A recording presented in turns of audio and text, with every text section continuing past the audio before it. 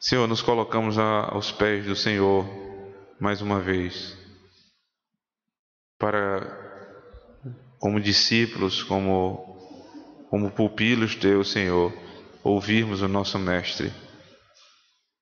Fala ao nosso coração nessa manhã, ó Deus, pelo Teu Espírito, prepara a nossa alma para receber o Evangelho de Cristo, que seja uma terra fértil o nosso coração, para ouvir aquilo que o Senhor deseja falar conosco. E abençoa, Senhor Deus, o que foi separado para a pregação, sabendo que não há capacidade humana nenhuma num serviço como esse, mas a dependência completa do Teu Espírito. Age, Senhor Deus, poderosamente nessa manhã, para a Tua glória e para o nosso bem. Amém. A morte é uma certeza que abala o coração de qualquer um. Todos nós sabemos que um dia isso vai acontecer. O nosso corpo vai dando sinais. O passar dos anos, eles vão deixando claro que nós estamos nos aproximando cada dia mais para a morte. Nós comemoramos o aniversário porque foi mais um ano vivido. E um ano vivido debaixo da presença de Deus é um ano de bênçãos. Mas por outro lado, é menos um ano. Da conta que Deus lhe deu, do número de anos que lhe foi concedido, menos um foi retirado da sua conta. Mas nós não vivemos pensando nisso. Não vivemos pensando na morte, não vivemos em função da morte, mas vivemos a vida. E buscamos viver de maneira mais gloriosa possível diante do Senhor. Mas um dia a morte vai bater a nossa porta e vai levar aqueles que nós mais amamos. E a questão vai ser como nós vamos lidar com a morte. Existem famílias que elas são especialmente marcadas pela morte. Morrem várias pessoas da família. Uma sequência de mortes. A mão de Deus, de alguma maneira, pesando sobre aquela casa.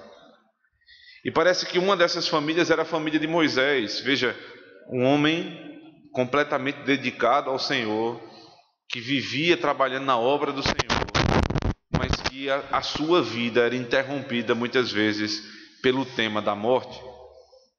O início desse capítulo, se você observar comigo, no verso 1, diz: chegando os filhos de Israel, toda a congregação ao deserto de Zim, no mês primeiro, o povo ficou em Cádiz. Ali morreu Miriam e ali foi sepultada. Veja, o capítulo 20 é um capítulo marcado pela morte, mas não é a morte geral em Israel, é a morte a respeito de uma família especificamente, uma família que liderava o povo de Deus. Isso para deixar claro que Deus não lida com o pecado simplesmente da igreja. Deus não tem um tratamento especial com a liderança da igreja e eles estão imunes pelos seus pecados. Mas Deus vai tratar do pecado da igreja, dos membros, e Deus vai tratar também do pecado daqueles que lideram a igreja do Senhor. Miriam tinha um papel de profetisa e morreu. Porque Miriam, no capítulo 12, foi a líder de uma rebelião contra o próprio Moisés, dizendo: Deus não fala apenas por Moisés, mas Deus fala por mim também, tentando tomar o lugar que não era dela. E ela morreu. Logo em seguida, se você perceber no verso 12 do mesmo capítulo, palavras do próprio Deus: mas o Senhor disse a Moisés e a Arão: visto que não crestes em mim para me santificardes diante dos filhos de Israel, por isso não fareis entrar este povo na terra que lhe dei. Isso aqui é um anúncio da morte de Moisés que vai acontecer logo adiante. Moisés também vai morrer. E qual é o problema de Moisés? Porque você não me santificou diante do povo. Agora é a rebelião de Moisés diante da rebelião do povo. Veja, porque o povo se rebelou E o povo murmurou diante de Moisés, então ele se irou, e ao invés de falar a pedra, os irmãos se lembram disso, ao invés de falar a rocha, para da rocha sair água, ele espanca a rocha. Ele bate. Quando Deus diz, a minha palavra te basta, ele diz, tem que ser o meu braço, porque a palavra de Deus não vai resolver o problema dessa igreja. Então é declarada a morte de Moisés. Moisés não vai poder liderar o povo até a entrada na terra da promessa. Para que não fique nenhuma dúvida a respeito da morte como sendo o tema desse capítulo, na seção que nós lemos agora, é dito, verso 23 em diante, disse o Senhor a Moisés e Arão no Monte Ó, nos confins da terra de Edom, Arão será recolhido ao seu povo, porque não entrará na terra que dei aos filhos de Israel, pois foste rebeldes a minha palavra nas águas de Meribá. Veja, ele sempre acompanha, a sentença é acompanhada, né, do problema, do pecado. Qual foi o pecado de Miriam? Ela se rebelou. Qual foi o pecado de Moisés? Porque ele não santificou o Senhor, ou seja, se rebelou também. E qual é o pecado agora de Arão? Porque ele se rebelou. E ele vai ser tratado por isso. Porque Deus não tem o pecador por inocente. O culpado não vai ser declarado inocente diante do Senhor, se não for por meio de Cristo. Mas até aqueles que estão em Cristo e que foram lavados e remidos no seu sangue, vão ser castigados pelo seu pecado, vão ser disciplinados pelo seu pecado. Porque você, como pai, como mãe, quando um filho seu peca, você não simplesmente pode passar a mão na cabeça, ele pediu desculpa, então está tudo bem. Às vezes é necessário você disciplinar. Quando o pecado foi sério, quando ele atingiu a honra de Cristo, né? Quando de alguma maneira ele é rebelde, você precisa discipliná-lo. Mas você não disciplina para mandar para o inferno. Pelo contrário, você disciplina, como o provérbio diz, não aparte a vara do teu filho, fustigarás o teu filho com a vara, para que você tire a alma dele do inferno. Ou seja, o objetivo da disciplina é o contrário, não é para lançar a alma dele no inferno, mas para resgatar a alma dele do inferno, para que ele não vá para lá. Então, o castigo de Deus é como um castigo de um pai e de uma mãe, é para o bem. E a Bíblia não chama de castigo, ele chama de disciplina. E isso é tão verdadeiro que, se você abrir comigo um capítulo que é tratado basicamente sobre isso, Hebreus capítulo 12. Vá comigo, por favor. Carta aos Hebreus.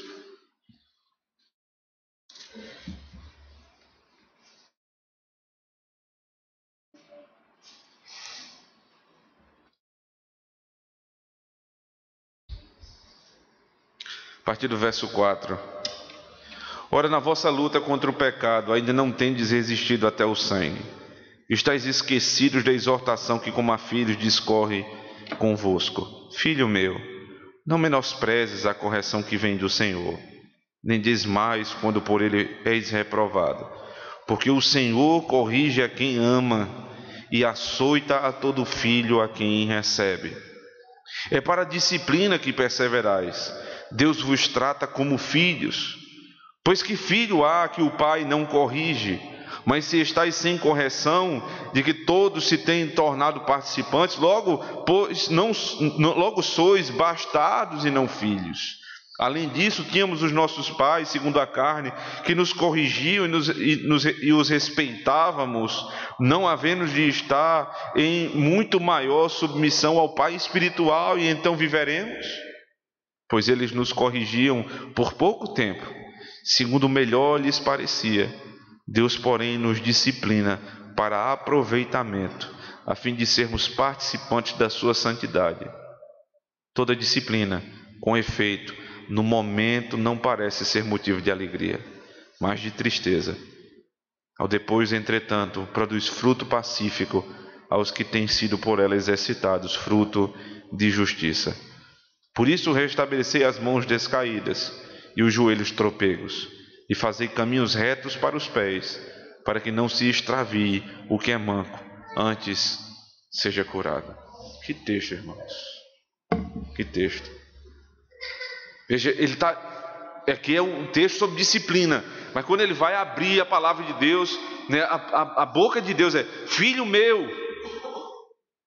Ele não trata como Moisés tratou. Lembre-se, na sessão passada, quando o povo pecou contra Moisés, a palavra de Moisés foi: rebeldes.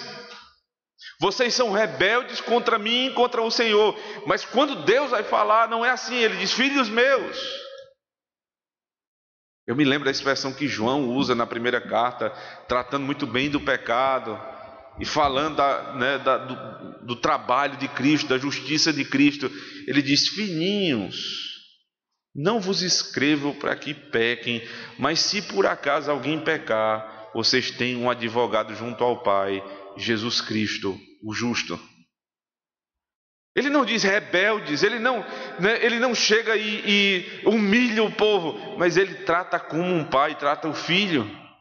É preciso o castigo, é preciso a disciplina, mas é em amor, é em misericórdia, porque é assim que Deus nos trata. A morte de Miriam, a morte de Moisés, anunciada no capítulo 20, e a morte de Arão, são um tratamento de Deus com o pecado. Lembre-se, Deus vai tratar primeiro com a liderança. Ele vai julgar a liderança. Ele vai, de alguma maneira, ele vai castigar os nossos pecados. Mas não para nos lançar no inferno. Volta comigo para Números 20, veja isso. Há uma expressão muito comum, no Antigo Testamento para quando alguém é disciplinado e excomungado da igreja, ou seja, é retirado do rol da igreja. Por exemplo, se você for comigo lá para Gênesis, eu vou precisar voltar um pouco mais, Gênesis capítulo 4. Gênesis 4.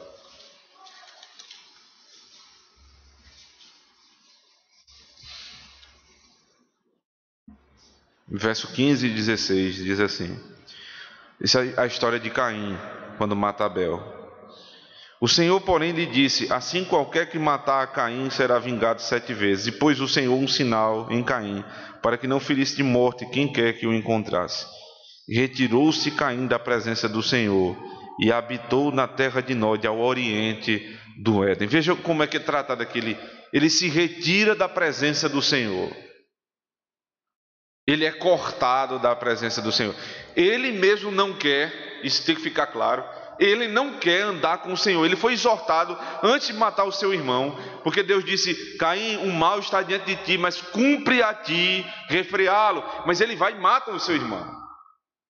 E aí Deus volta para diante de Caim, traz uma promessa de guarda, um sinal para guardá-lo da morte.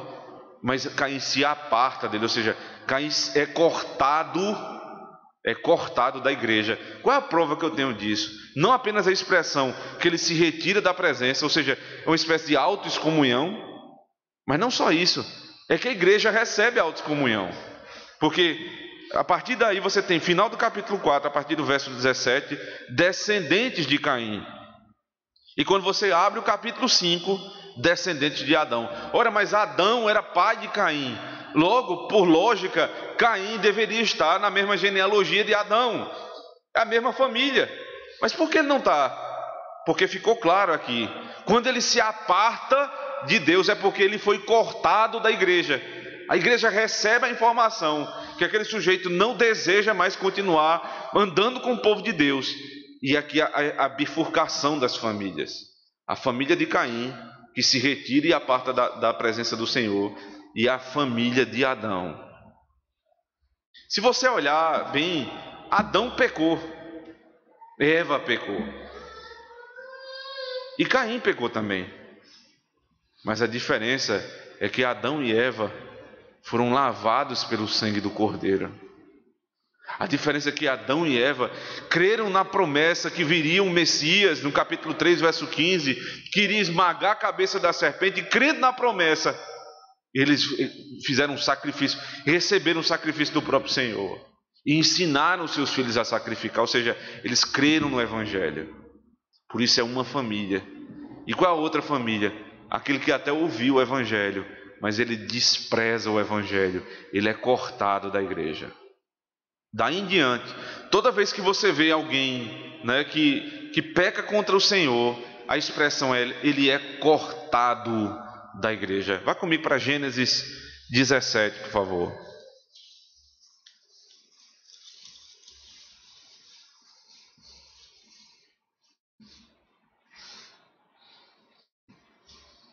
A partir do verso 9.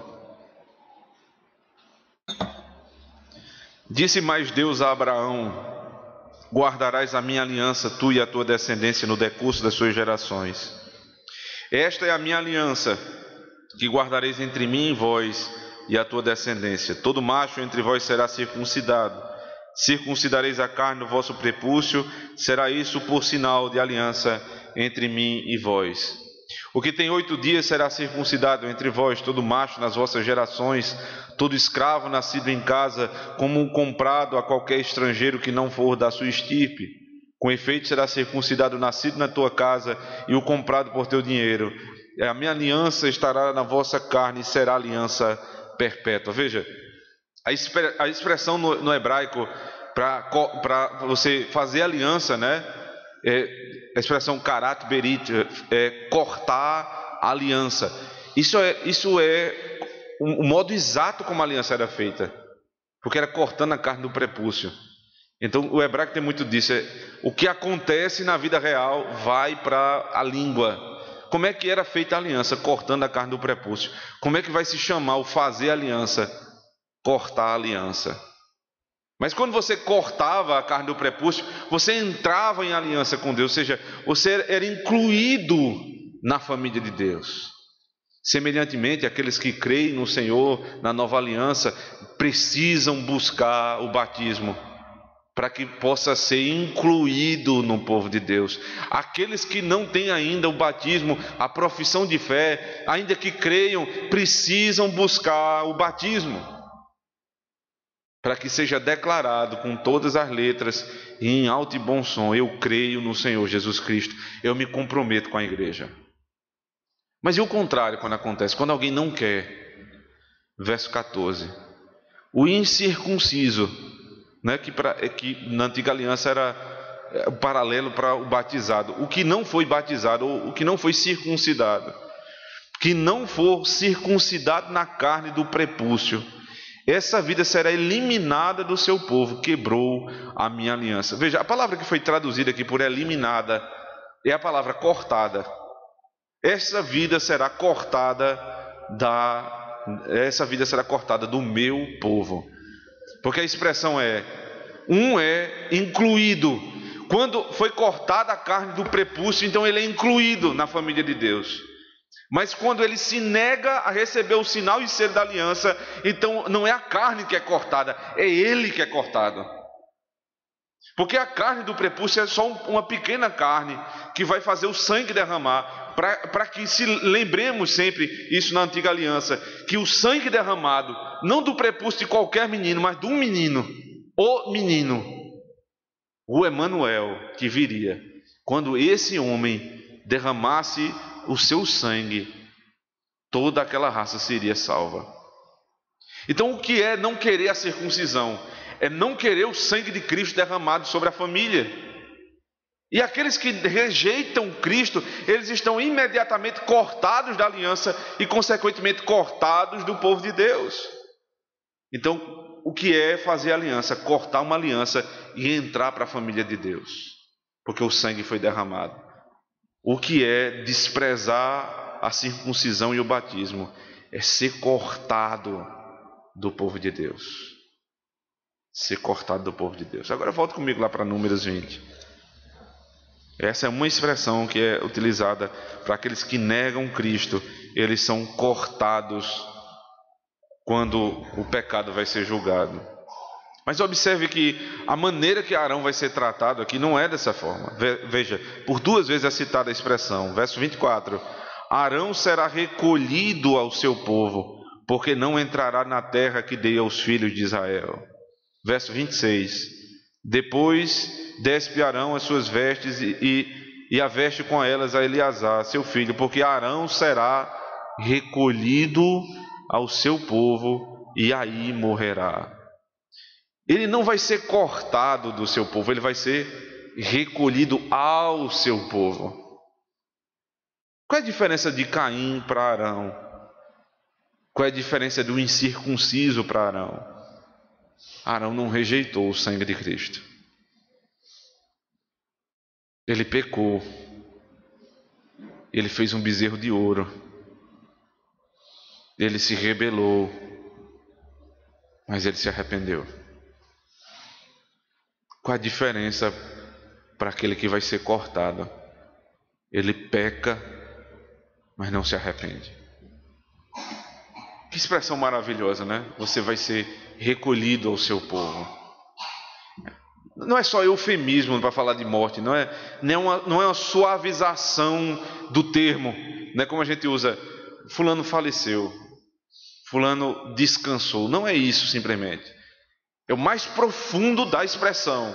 Ele foi recolhido ao seu povo, ou seja, Deus ele pega o seu povo no momento da morte. Quando um santo morre, ele simplesmente não morre, ele é tomado pelos anjos do Senhor, que vem buscar aquela alma, e ele é recolhido para diante dos seus pais. Porque aqui é uma separação, a morte é uma grande separação. Miriam se apartou de Moisés e Arão pela morte. Arão está sendo apartado de Moisés. Talvez você não tenha noção, mas eles eram irmãos. É um irmão perdendo outro irmão. Foi anunciada a morte dele pela boca de Deus. Mas quando Deus falou da morte de Arão, ele disse: o teu irmão ele vai ser recolhido. E isso é um conforto para o crente. Quando os nossos irmãos morrem, eles não só simplesmente morrem, eles são recolhidos. E eles vão para o braço do Pai. E eles vão conviver com os santos. E vão ter a bênção de viver sem as dores desse mundo. Isso é possível, porque o nosso sumo sacerdote, Senhor Jesus Cristo, morreu primeiro em nosso lugar. Porque Ele experimentou a morte e venceu a morte. Então nós podemos experimentar a morte e vencer a morte com Ele. Arão não simplesmente morreu, ele foi recolhido. Me chama a atenção a forma que é descrita aqui na narrativa, é a morte de Arão e como ele se prepara para essa morte. Veja, verso 22. Então partiu de Cádiz e os filhos de Israel, toda a congregação foram ao Monte Or. Os irmãos lembram que eles estão partindo depois de tentarem passar por Edom, né, aquela região que era, né, primo deles. Edom era, né, da descendência de Esaú, e Israel da descendência de Jacó, que eram irmãos. Mas Deus amou a Jacó e aborreceu a Esaú, e eles provam que realmente eles são ímpios e não permitem que Israel passe pela terra deles. Então agora eles vão passar ao largo da terra, né, pela esquerda da terra, e vão até o Monte Or para dar a volta e chegar até a terra da promessa. Mas antes disso, eles precisam parar nesse monte. Verso 23 diz: disse o Senhor a Moisés e a Arão no Monte Or, nos confins da terra de Edom: Arão será recolhido ao seu povo, porque não entrará na terra. Depois é dito, verso 26, verso 25: toma Arão e Eleazar seu filho, faz-o subir ao monte Ó, depois despe Arão das suas vestes e veste com elas Eleazar seu filho, porque Arão será recolhido a seu povo e aí morrerá. Fez Moisés como o Senhor lhe ordenara. Subiram ao monte Ó perante os olhos de toda a congregação. Preste atenção nisso, bote isso na prática. Moisés ouve a voz de Deus. Pega teu irmão, pega o filho do teu irmão, teu sobrinho Eleazar, e vai com uma comitiva até o Monte Or. Traz a congregação abaixo, para que todos vejam que ele está subindo. O sumo sacerdote, ele está subindo o monte. E para onde ele vai, nós não podemos ir. Porque os santos de Deus, quando morrem, eles não descem, eles sobem. A nossa morte não é Não é uma morte para baixo. O seu corpo pode ter sido jogado embaixo, você pode estar na terra, mas a sua alma, como a de Arão, sobe para o monte. Isso é significativo, isso é a sombra do Antigo Testamento, falando em significado para a nova aliança. Você vai subir. Mas não é somente isso. É porque o sumo sacerdote sobe na frente. E pela morte dele, nós alcançamos a vida. Porque Arão morreu, mas não parou ali o sacerdócio, veio Eleazar.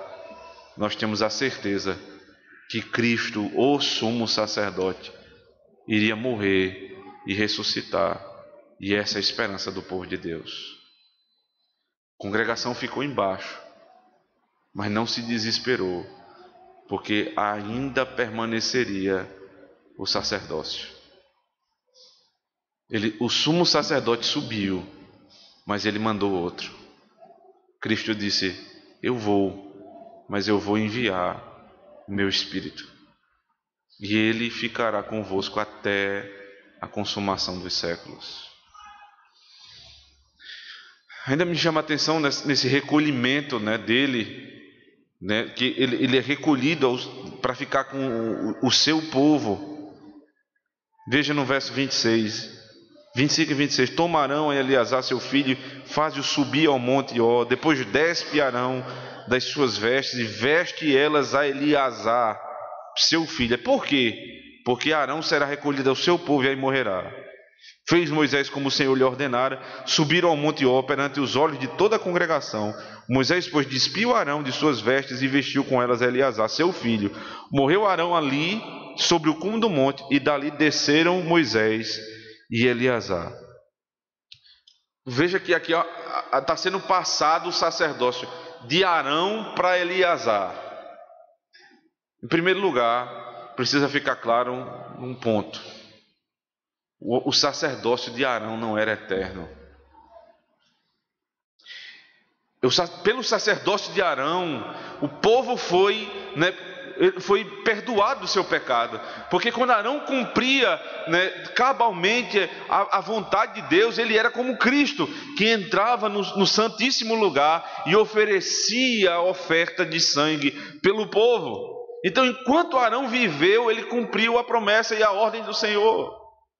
Mas agora chegou o final da vida de Arão, e ele calmamente, como o comentarista disse, como quem vai para a cama dormir, ele se entrega. Voluntariamente ele se entrega. Então o sacerdócio não parou aqui, porque vai vir Eleazar. Veio Arão e vai vir Eleazar. Depois Eleazar vai morrer e virá outro, e outro, e outro. Diante dessa verdade, o autor da carta aos Hebreus, que é o grande intérprete do Antigo Testamento, vá comigo para o capítulo 7, por favor. Hebreus 7, a partir do verso 20. Ele vai interpretar o que estava acontecendo ali. Hebreus 7, 20. E visto que não é sem prestar juramento, porque aqueles que sem juramento são feitos sacerdotes, mas este com juramento, porque aquele lhe disse que o Senhor jurou e não se arrependerá. Tu és, veja agora, tu és sacerdote para sempre. Qual é a comparação que ele está fazendo aqui? Veja, a partir do verso 4, o sacerdócio de Cristo é superior ao sacerdócio levítico, que era o de Arão, da família de Levi. Então, Cristo é superior a Levi. Por que o sacerdócio de Cristo, que é em Melquisedeque e não em Levi, é superior? Em primeiro lugar, porque ele é para sempre, não tem fim. Verso 22, por isso mesmo, Jesus se tem tornado fiador de superior aliança. Ora, aqueles que são feitos sacerdotes em maior número, porque são impedidos pela morte de continuar. Observe, o sacerdócio de Arão foi impedido pela morte de continuar. O sacerdócio de Cristo não pode ser impedido pela morte. Arão morreu e precisou passar para Eleazar, Cristo morreu e ressuscitou, e Ele é o nosso sacerdote, é o que ele vai dizer logo agora, em seguida, verso 24. Este Cristo, no entanto, porque continua para sempre, tem o seu sacerdócio imutável, por isso também pode salvar totalmente os que por ele se chegam a Deus, vivendo sempre para interceder por nós. Com efeito, nos convinha um sumo sacerdote como este, santo, inculpável, sem mácula, separado dos pecadores e feito mais alto do que os céus, que não tem necessidade, como os sumos sacerdotes, de oferecer todos os dias sacrifícios, primeiro pelos seus próprios pecados, depois pelo do povo, porque fez isso uma vez por todas, quando a si mesmo se ofereceu. Porque a lei constitui sumos sacerdotes a homens sujeitos à fraqueza, mas a palavra do juramento, que foi posterior à lei, constitui o Filho perfeito para sempre. O sacerdócio de Arão é imperfeito. Qual é a característica da imperfeição? Ela é repetitiva. Repetitiva. Por exemplo, nós nos alimentamos, e não uma vez só, mas 3, 4 vezes por dia, porque não é um alimento perfeito. Mas Cristo diz: eu sou o pão da vida. Se você comer de mim, você jamais terá fome. Você corre e fica com sede, e você toma uma água mineral, pode ser a mais cara do mundo, gelada, né? O pH lá em cima, e você diz: agora eu matei minha sede. Meia hora você está com sede de novo. E Cristo diz: eu sou a água viva que desceu do céu. Se vocês beberem de mim, jamais vocês terão sede. Ele é perfeito. A ceia do Senhor, que foi instituída por Ele, é um sacramento, mas não ainda do estado de perfeição. Qual é a prova disso? Ela precisa ser repetida toda semana. Mas tem uma ceia, um banquete que é tratado lá em Atos 19, que quando o dia desse banquete chegar, a Bíblia vai dizer: é uma ceia que jamais terá fim. É um banquete sem fim, porque é perfeito. Entenda, tudo nessa vida é imperfeito. Você é imperfeito, o seu corpo é imperfeito, o seu trabalho é imperfeito, o seu serviço na igreja é imperfeito, os seus irmãos são imperfeitos, seus pastores são imperfeitos, todos são imperfeitos. Se você entender isso, você vai viver melhor, porque você cobra a perfeição de quem não pode dar perfeição. Só existe um sumo sacerdote que é perfeito, todos os outros são imperfeitos. E é por isso que eles morrem. É por isso que sai um entre o outro. É por isso que Eleazar vai continuar, porque Arão já não pode mais. Igrejas que passam da honra aos seus pastores para a idolatria com eles. E quando, pelo próprio decurso da vida, ou o pastor não, chegou na época dele não continuar mais, ele não suporta o corpo, mas não aguenta mais, e ele precisa parar, ou Deus leva ele antes, e a igreja perde o rumo. Se ele morreu, é porque não era Cristo. Se ele não era Cristo, é porque Deus vai mandar um substituto. Eu não sei quantos anos Deus vai me dar aqui, mas uma coisa é certa: quando Deus mandar outro, quando Deus me levar, Ele há de mandar um substituto. A igreja não depende dessa forma dos seus pastores. Não é assim que nós vamos nos submeter ao pastoreio. Não é com idolatria, é com honra e respeito, mas sabendo que assim como Arão foi substituído, eu também posso ser substituído. Só Cristo não pode ser substituído na sua vida, só Ele. Só Cristo. Todos os outros são imperfeitos. Última parte do texto lá de Números 20.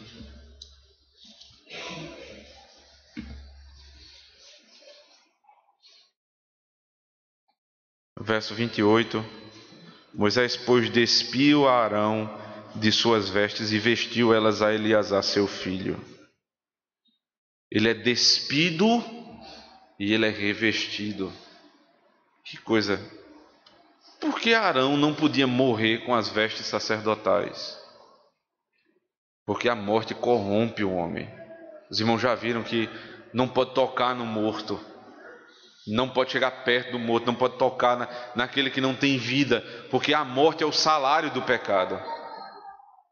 Então, antes de morrer, Deus, veja que morte tremenda essa. Tudo foi narrado por Deus. Você vai subir no monte, quando chegar no monte, você vai despir o seu irmão e vai revestir o seu sobrinho, e seu irmão vai morrer. Eles não abrem a boca, tal qual Abraão, que subiu no monte com Isaac e não abriu a boca. Eles cumprem a voz do Senhor. E quando ele está despindo aquela veste sacerdotal, que era chamada, inclusive, preste atenção nisso, era chamada vestimenta de glória, para a sua glória. Lá em Êxodo 28, quando a gente estudou a vestimenta, era dito a vestimenta para a glória do sacerdote. Ou seja, ele está sendo despido da sua glória, porque vai morrer. A morte é uma humilhação. Cristo, sumo sacerdote, Paulo diz, ele se despiu da sua própria glória para ser feito homem. E não apenas homem, mas para morrer e morte de cruz. E depois ele ser glorificado, veja, ele vai se revestir de glória. Hoje Cristo não está mais humilhado.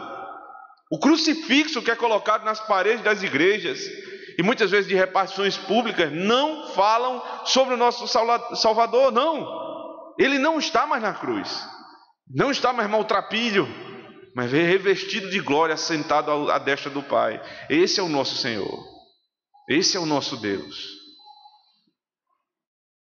Mas isso fala também sobre a nossa própria morte, porque a morte vai nos despir de toda a glória. No dia da morte, não importa se você é rico ou pobre, se você cuidou ou não cuidou do seu corpo, se você vai morrer bonitinho, né, todo maquiado, aquilo ali não tem mais glória, não tem vida. E nós fazemos tantos planos para esse mundo, e nos matamos de trabalhar. Dizemos é para a nossa família. É verdade, na maioria das vezes é para a família. Mas é uma coisa que eu sempre preciso parar para perceber. Será que eu estou trabalhando realmente para a minha família? Para dar conforto à minha casa? Ou é porque eu estou entesourando aqui na terra? Um dia eu vi um vídeo muito estranho, de um sujeito que ele gostava muito do carro dele. Ele tinha um carro de estimação. E quando ele morreu, foi enterrado ele com um carro. Fizeram um buraco grande, uma cova grande, enterraram o carro dele. Ele não podia mais andar no carro. Debaixo da terra, seu carro não funciona. Debaixo da terra, o saldo da conta é zero. Na verdade, deve. Debaixo da terra, nem joia, nem ouro, nem prata, nem nada vale. Mas se você morrer com Cristo, você não vai simplesmente para debaixo da terra, você vai ser recolhido com seus pais. E Moisés, que se apartou de Miriam, e agora tem a coragem de cumprir toda a voz do Senhor nessa cena, daqui a pouco ele vai morrer. E sabe o que vai acontecer? Ele vai se encontrar ele vai se encontrar com Miriam e com Arão. A nossa separação dos nossos irmãos, quando morre um de nós, é por pouco tempo, porque nós vamos ser recolhidos ao nosso povo para habitarmos um dia juntos na eternidade. Os que morrem em Cristo não são cortados, mas são recolhidos com o Senhor. E o que é que a congregação vai fazer com a perda do seu pastor? Último versículo, verso 29. Vendo, pois, toda a congregação que Arão era morto, choraram por Arão 30 dias, isto é, toda a casa de Israel. De que vale agora chorar? 30 dias eles choraram. Miriam morreu, não desceu uma lágrima. O texto não fala de uma lágrima que foi derramada por Miriam. Quando a morte bate novamente na porta deles, eles parecem que eles se acordam. E aí vão querer honrar Arão. Interessante isso. Matthew Henry, quando ele vai comentar esse versículo especificamente, ele diz: como é estranha a nossa maneira de agir. Aqueles que nós perseguimos a vida inteira, maltratamos e fizemos grandes tribulações sobre a vida deles. Quando morrem, nós somos os primeiros a adornar o seu sepulcro. Queria falar primeiro com as crianças da igreja. Não adianta você esperar para honrar o seu pai e sua mãe depois que eles morrerem. E eles vão morrer. A hora de honrar pai e mãe é agora. Não adianta no dia dos pais, no dia das mães, você simplesmente dar um presente para ele, mas é honrar obedecendo todo dia. Depois não adianta chorar aos pés do caixão, fazer declarações e mais declarações. Não houve nada disso quando Arão morreu, porque eles estavam certos que honraram uns aos outros. Mas a congregação que desonrou foi essa congregação que chorou, que lá em Êxodo 32 se levantou contra Arão enquanto Moisés estava acima do monte e disse: faz-nos um ídolo, um Deus que nós possamos chamar o nosso Deus, porque aquele Moisés foi embora e não volta mais. Eles fizeram Arão pecar, eles pressionaram Arão para pecar, se rebelaram contra Arão, não respeitaram o pastor que tinham, desonraram a autoridade dele, e agora quando estão à beira do sepulcro dele, 30 dias chorando, não adianta mais. O marido com a esposa, a hora de honrar é agora. A esposa com o marido, a hora de se submeter é agora. Todos aqui precisam aprender que a hora de honrar as autoridades é agora e não depois da morte. Depois não adianta mais. Arão morreu e a congregação chorou. Mas Cristo, quando morreu, ele não esperava que ninguém chorasse. Até mesmo quando ele apareceu no caminho de Emaús, quando aqueles dois homens iam conversando sobre ele, sobre a morte dele, e ele diz: o que foi que aconteceu? Aqueles homens dizem: você não sabe o que aconteceu? Jesus Cristo, nosso Senhor, nosso Mestre, foi morto. E ele ali começa a falar sobre si, sobre quem ele é, e aqueles homens atentam: então ele não morreu. E eles vão contar: ele não morreu. Então ali não tem por que mais ter tristeza, porque ele ressuscitou.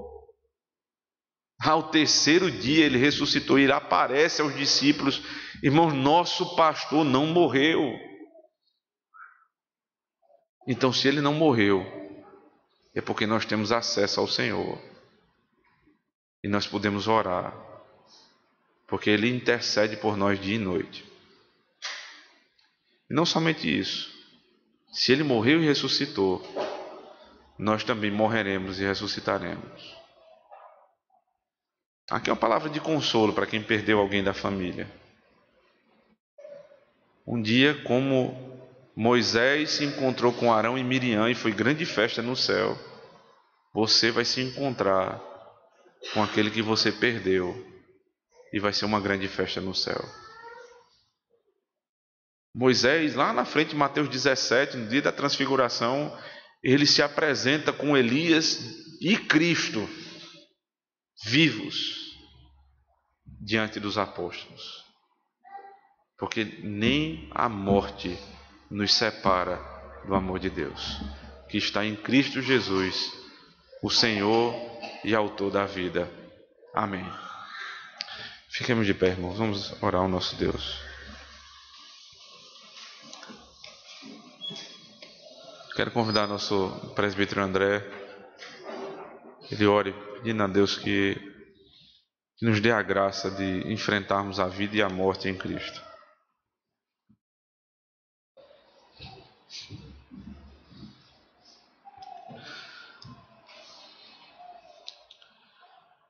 Senhor nosso Deus, como Tua própria palavra diz, Senhor, o Senhor não é Deus de mortos, mas Deus de vivos, Senhor.